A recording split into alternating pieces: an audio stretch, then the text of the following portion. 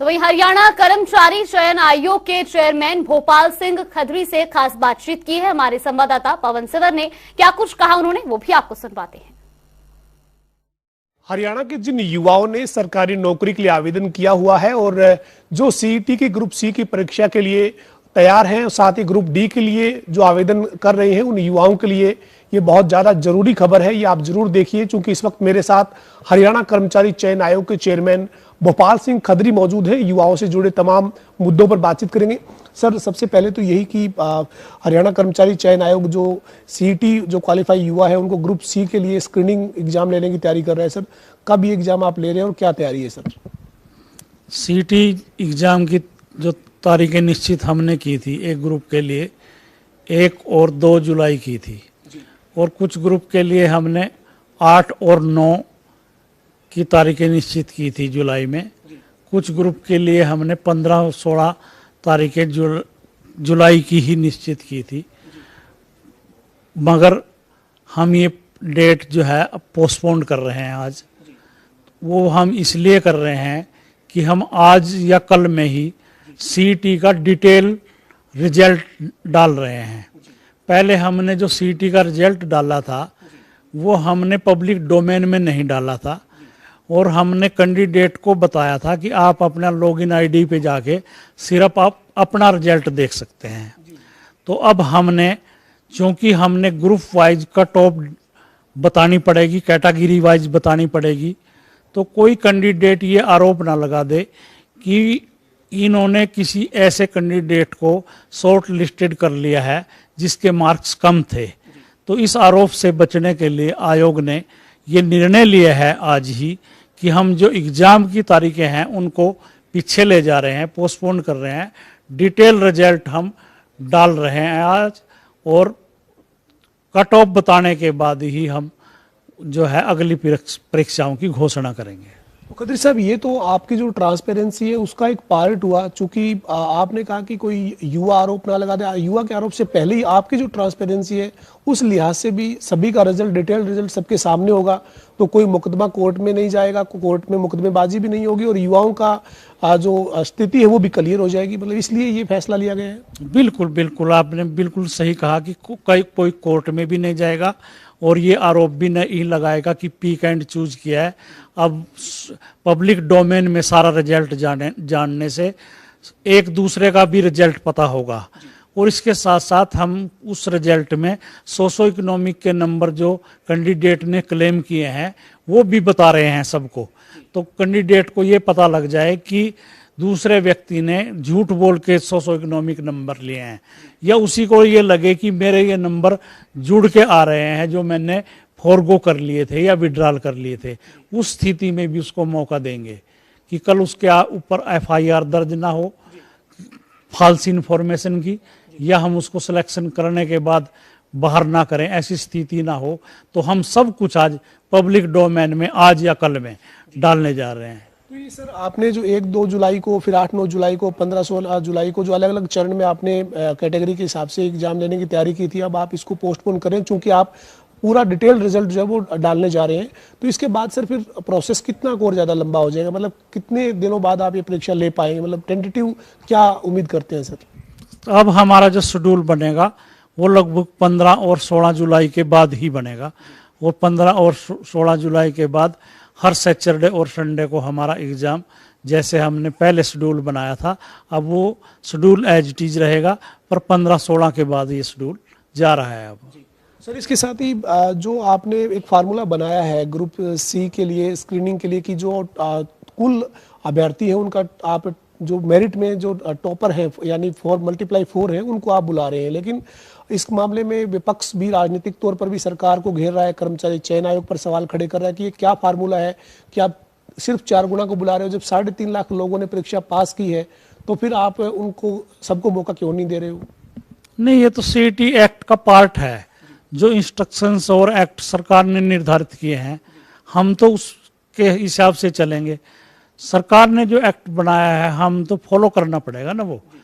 तो अगर ये कोई मुद्दा है या ये सरकार के लेवल पे निर्णय होना है कि 4 गुना होने चाहिए, 10 गुना होने चाहिए, 12 गुना होने चाहिए, या सब एलिजिबल कैंडिडेट जो हैं वो सब को मौका मिले, ये सरकार के लेवल पे निर्णय लेने हैं। कोर्ट ने भी इसके ऊपर मोहर लगा दी। कोर्ट में जब कुछ अभ्यर्थी गए थे तो सरकार के इस एक्ट पे कोर्ट ने ये कहा कि जो सरकार का फैसला है और जो कर्मचारी चयन आयोग ने इम्प्लीमेंट किया है वो ठीक है। मतलब कोर्ट का कोई एतराज ऑब्जेक्शन तो नहीं आया इसके ऊपर? नहीं, कोई कोर्ट एक्ट को नहीं प्रभावित कर सकती। उन्होंने कहा कि ये कानून बनाया है अब सरकार ने, और कैसे शॉर्ट लिस्टेड करना है ये सरकार को और HSSC को देखना है, तो हम इसमें इंटरफेयर नहीं करेंगे। इसके साथ ही सर ग्रुप डी के लिए भी आज आपने एक बड़ा फैसला लिया है, और जो युवा अभी तक आवेदन किसी भी कारण से नहीं कर पाए थे उनको एक बार फिर से मौका दिया गया है।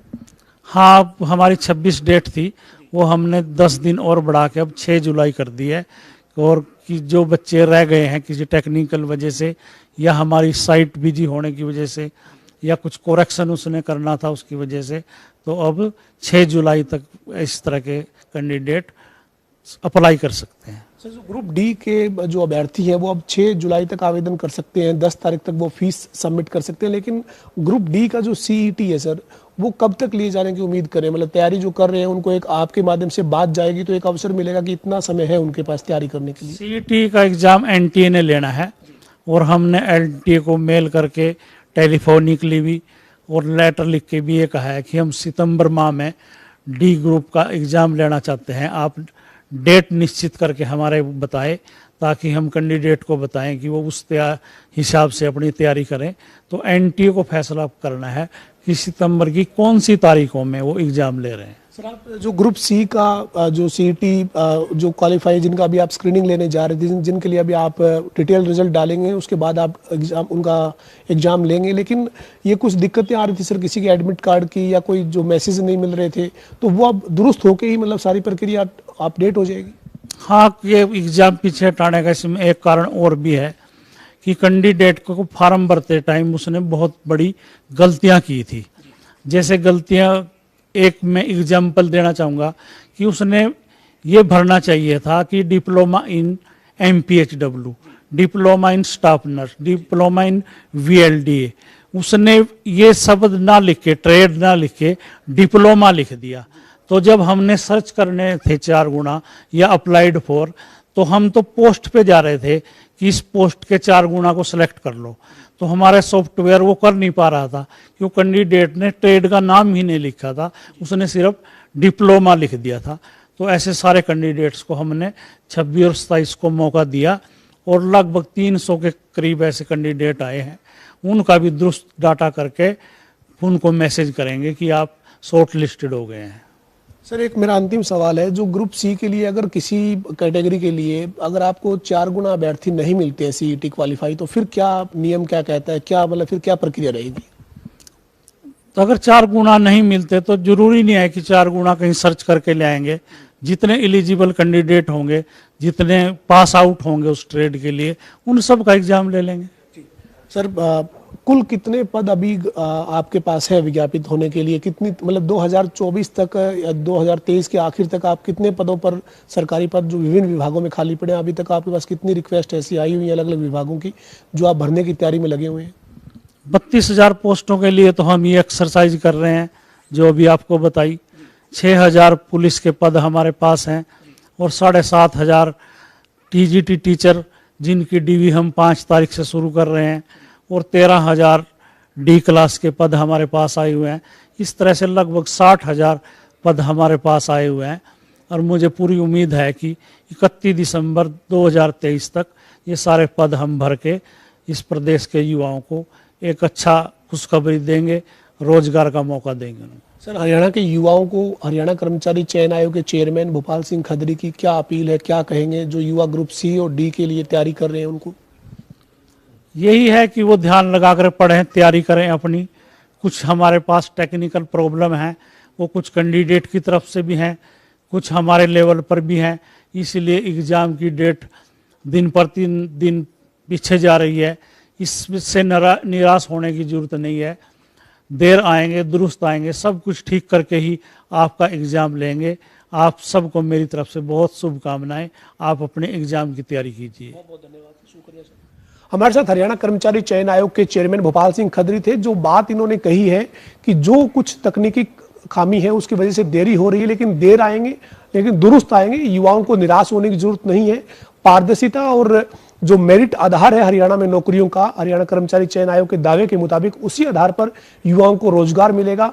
और जो कुछ दिक्कतें हैं उसमें कहीं ना कहीं अभ्यर्थियों ने भी अपने आवेदन को भरते वक्त गड़बड़ी की है, गलतियां की है, जिनके चलते और साथ ही कर्मचारी चयन आयोग में भी कुछ तकनीकी स्तर पर जो दिक्कतें हैं उसके चलते अब जो ग्रुप सी का जो अभ्यर्थी हैं जिनको सीईटी क्वालिफाई थे, जिनके लिए अब अलग अलग विभागों के लिए उनका स्क्रीनिंग एग्जाम होना था, वो जो तारीखें थी जो 2 और 3 जुलाई से आगे 8, 9 जुलाई और 15-16 जुलाई को एग्जाम होना था, उन तारीखों को पोस्टपोन किया गया है। लेकिन जल्द नई तारीखें हरियाणा कर्मचारी चयन आयोग की तरफ से जारी की जाएगी। वीडियो जर्नलिस्ट विजेंद्र सिंह के साथ पवन सिंह और जनता टीवी, चंडीगढ़।